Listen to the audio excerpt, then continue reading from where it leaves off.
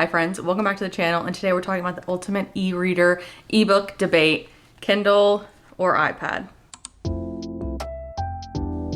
We are also joined by my giant German Shepherd there, taking a nap on the bed, so I hope you all enjoy that and don't mind him if he's moving around. There has been a lot of discourse and chatter online recently due to the recent Kindle release, and also there's been a lot of new iPads that have released in the last 6 months. I actually recently got my first iPad for myself about 5 or 6 months ago. I have been an avid Kindle user for the last 10 years or so. So today I'm going to be talking about the pros and cons of each from an ebook reading experience perspective. I'm seeing a lot of people saying things in the vein of, don't buy one of the Kindles, just buy a new iPad. Or you can buy an iPad for the same price as the Kindle Scribe or the new Kindle Colorsoft. And in general, I just don't think that those kinds of statements are really true or helpful to anyone who might be thinking about getting one or the other, because everyone's situation is so different. I just feel like it's better to just think about the real pros and cons of each, especially maybe from someone who has both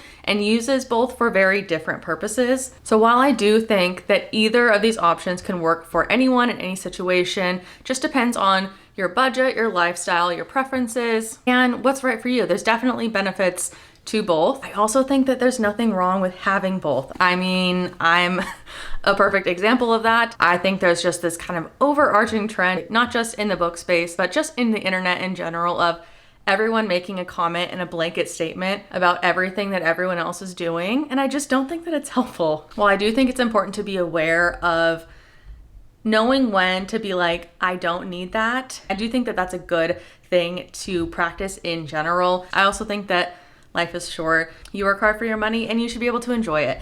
And I personally enjoy both of my devices so much. I think they were money well spent. So to give you some insight of my experience, I have a Kindle Paperwhite. I've had this one for about 3 years now.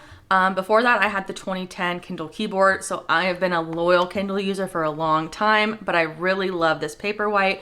I think I spent about $180 for this. And this is my newest baby, my iPad Air. I do not use my iPad for reading. While I could, and in a pinch, it's not that big of a deal. I much prefer my Kindle for many reasons. I have other videos as well about why I love my Kindle. For more context, I don't buy a lot of ebooks. I will buy one if they're $1 or $2, if it's something that I'm really interested in and I can't find it anywhere else. I also use my Libby library app religiously. I utilize things like Kindle Unlimited, and every once in a while, I'll do a Stuff Your Kindle Day and I'll grab some free ebooks. I think that's an important way to preface this, because something to keep in mind is that I don't have a large library of ebooks. My iPad I use just for like fun, entertainment, gaming, but I also use this for just all of my bookish apps. I have my own reading focus on here for when I am reading. So using things like mood rooms, my Goodreads app, and most importantly, my GoodNotes app that I use for book journaling on this. So I do use it for kind of my reading hobby, but it's not where I'm storing and reading my books. And that being said, a lot of these pros and cons can also apply to just a general e-reader and tablet. It doesn't have to be the Kindle and the iPad, but just so you are aware, that's what I personally have. And for better or worse, those are just the ecosystems that I'm in far too deep to change now, and that's just the way that it is. I just wanted to talk about price and cost in general, because I don't feel like saying one being a pro or con for the other is really accurate. It is completely subjective of what disposable income you have, what devices you already have. If you're looking for something that's more of a long-term investment, or you just want something cheap and quick right now, those things are all so subjective that I just don't think that it's genuine to give an exact like pro and con. You can spend a very small amount and get a used, older, cheaper Kindle or iPad. You can go and spend the $400 for a Kindle Scribe and a case and a stylus and all those things and buy 100 ebooks, and you're going to end up spending the same as a cheaper iPad. However, something that I do want to say about the iPad, how much extra cost comes with something like this. That's why I don't agree with people who just say like, buy a used iPad or buy the cheaper iPad and it's the same price as the new Kindles, because in the long term, it's really not. The cheapest iPad that you can get right now, new, starts at $349. That's for the iPad 10th gen. That's an okay price for an iPad. But there are so many other factors that come into buying something like that. For one, if you're gonna buy the cheapest, oldest iPad, it's going to need to be replaced the soonest. It's going to be outdated the quickest. I have gripes with both of these companies. Let's be very real about that. But with an Apple product, especially with an iPad, you're gonna want a pencil. You're gonna want a case. You're gonna want a screen protector. You're gonna want Apple Care so that if you shatter your screen, you don't have to buy an entire new $500, $600 iPad. Those things are kind of non-negotiables when it comes to an iPad, in my opinion. This thing needs protection. It's so much more easy to break and it's so much more expensive to replace if you do. That's another thing too. If you're buying an older, cheaper iPad, it's going to come with the older Apple Pencil. Eventually, they're gonna discontinue that pencil. You're gonna have to get a new dongle, a new charger, an update's gonna come out, and the old things aren't gonna be compatible with the new things. It's never ending when it comes to Apple, unfortunately. That's just something I feel like to keep in mind, especially if you're kind of like trying to be more budget conscious. A lot of times it can come around to bite you in the ass. Something like a Kindle, you don't need a case on a Kindle. You don't need a screen protector on a Kindle. You don't need a page turner. You can just buy this. It's one purchase and you're done. There are lots of free ways to get ebooks, and I just think the two aren't really comparable in that way. So that's my rant about price. So let's get into the actual pros and cons of each. Let's start with the Kindle. Again, this is the Kindle Paperwhite. Pro number one is by far the most important in my opinion, and that is the e-ink screen. This is not an LED retina screen display like an iPad, so this is going to be easier on your eyes, and it's much, much easier to read in low and high light situations. So in bed in the dark, on the beach, there's not gonna be a glare like there is gonna be on an iPad. Pro number two for the Kindle, also a big pro, is the battery life. An iPad battery life is never going to compare to something like a Kindle. It's just the way the technology works. The new Paperwhites advertise a 12-week battery life. I don't know what the actual battery life is on my older generation Paperwhite at this point, but it's weeks, depending on how much you use it, obviously, but the battery life is insanely good on these. You can charge this up for a trip and never have to worry about it. Number three, it is simple and there are no other distractions. This for me, if you're gonna read an ebook, is the closest experience that you can get to a physical book, because you're picking up a book and that's it. You're sitting down with the intention to read on this as opposed to picking up your iPad. You could sit down with the intention to pick out a book on your iPad and read, but there are so many other distractions. Another pro for the Kindle is the size and portability. The Paperwhites, I don't know about all of the new versions. The Paperwhite version is actually waterproof as well.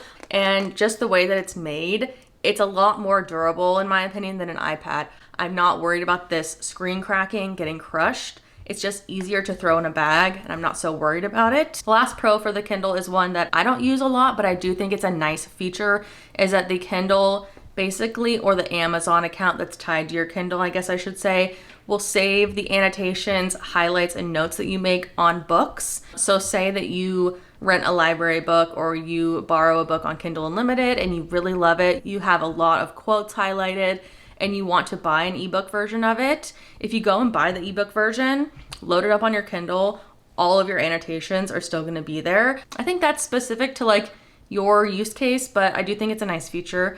Let's get at the cons of this little guide. I'll be quick because honestly, there aren't many in my opinion. You guys know this by now on this channel. I love my Kindle. This is what I mean. Someone else's con might be another pro, but going back again, this is only used for reading. So depending on how much you use it, dropping $200 on a single e-reader device that doesn't serve any other purpose might not be right for your budget. Con number two is it can be slow. The newer Kindles, that's another one of the features that they're advertising, is that it's faster than this one. It's not slow to when you're in a book reading it, like turning the pages. I don't find that to be super slow, but it's not immediate. Again, because it's not a mini computer.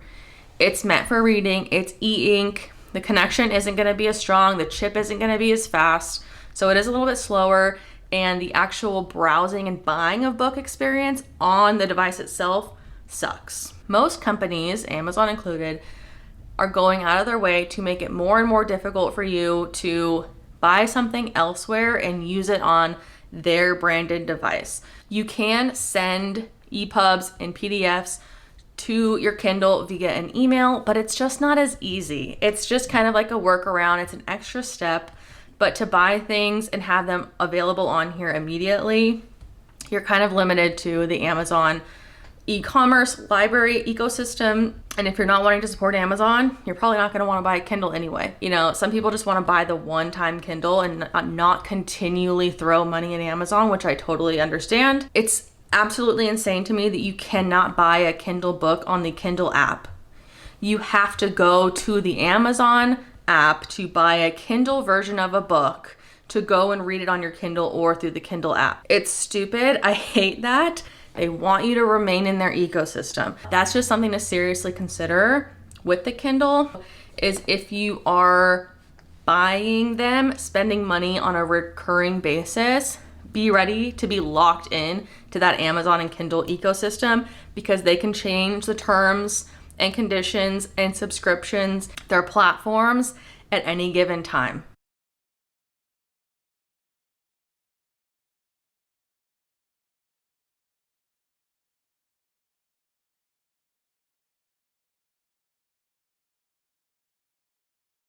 This is something I have just a big problem with any digital media. And like I have said, that's why I don't really buy ebooks, because the issue with any type of digital purchase is, do you really own that digital file? It's the main reason I don't purchase digital media in general, games, books, movies, anything. I really don't do that. If I really want to know that I own something that I love, I buy it physically every time. Okay, and then the last con for the Kindle is that it is very limited in its annotating and note-taking. This is true with most e-readers, to be honest.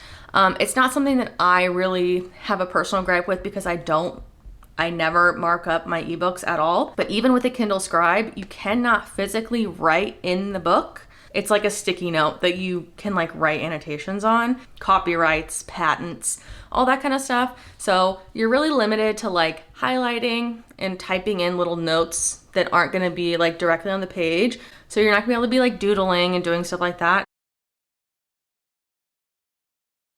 Pros for the iPad, other than I just freaking love this thing. I love both of these devices. What can I say? Capitalism really popped off with these. But the iPad is a multifunctional purchase. This thing is a mini computer. You can do work, you can do school, you can study, you can watch movies, YouTube. You could literally edit BookTube videos, edit Instagram content, read books, book journal, create art, run a business. Like, you really can do it all on this. If you're just wanting to buy one thing and you don't have any other tablets or devices, that's a major pro for an iPad. Similarly, another pro with the iPad is the large variety of apps that you can use to buy and rent books. With the Kindle, the only thing you can really use for a library is the Libby app. They are the ones that you can send to the Kindle. But with an iPad, you can use Libby. You can use the Books app. You can use Amazon and Kindle and Hoopla. I never know which it is. Another pro, obviously, for the iPad as well is it is a bright, vibrant screen.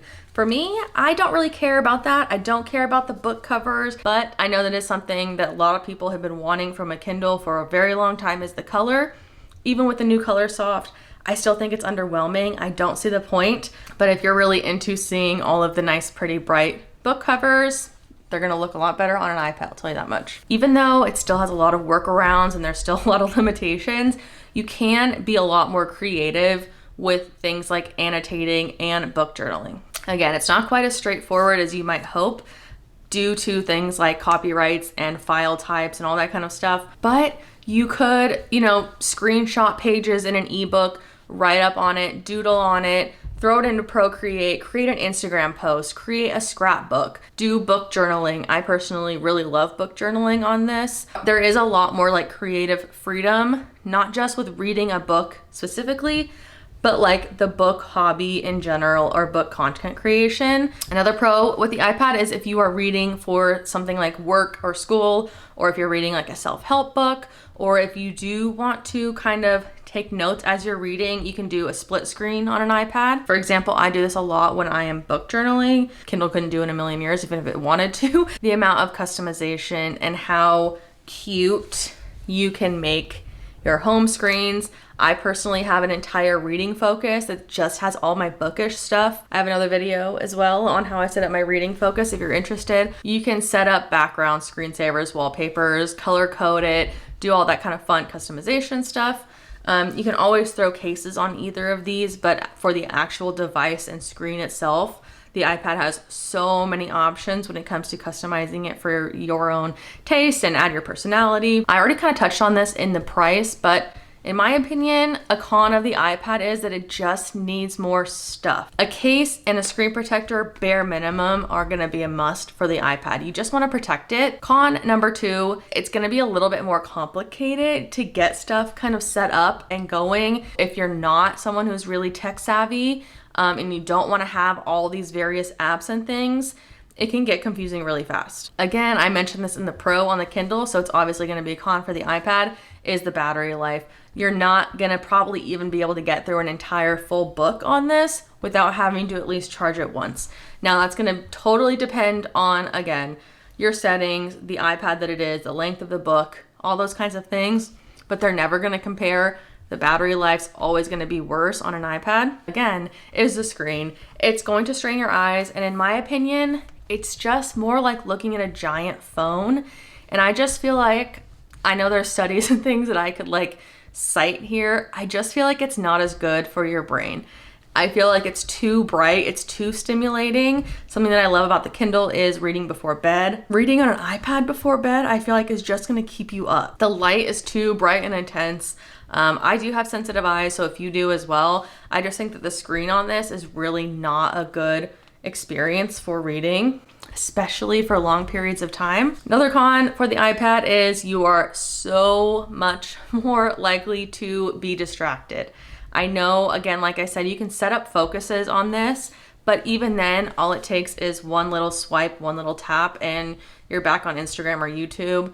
There's just so much in here, and it also makes me feel a little more tethered to social media and like real life.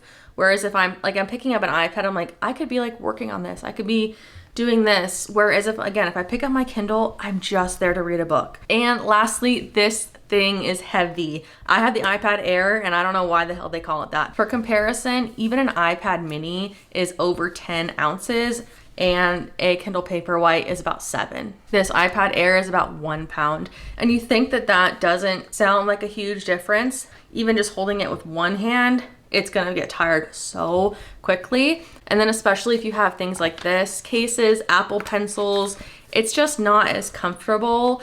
You have to really do a lot of like setup. You can't just kind of hold it in your hand and lounge it up in a bunch of different positions. In my opinion, it's just not as convenient and it's not as comfortable to hold in your hands. So that is it for this video. I know that I kind of chatted a lot about these and some of them are kind of repetitions, you know, some pros for this are obviously going to be a con for this, but I just felt like I had a lot to say about these. I'm always going to advocate for a Kindle.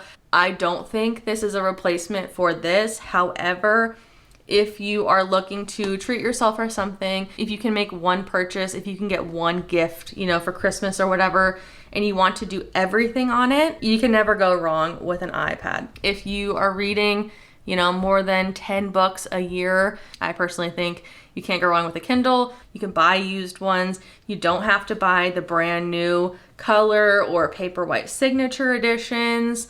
You can just do whatever works for you. What's most important is, again, you're taking care of yourself, taking care of your family, and that you're having fun reading. So I hope you guys enjoyed this video. I hope it helped. Please let me know if you have any questions. If you have any ideas or anything that you'd like video-wise from me, please leave in the comment below. I love to talk about both my Kindle and my iPad, and I use them both pretty religiously. So I'll catch you in the next video.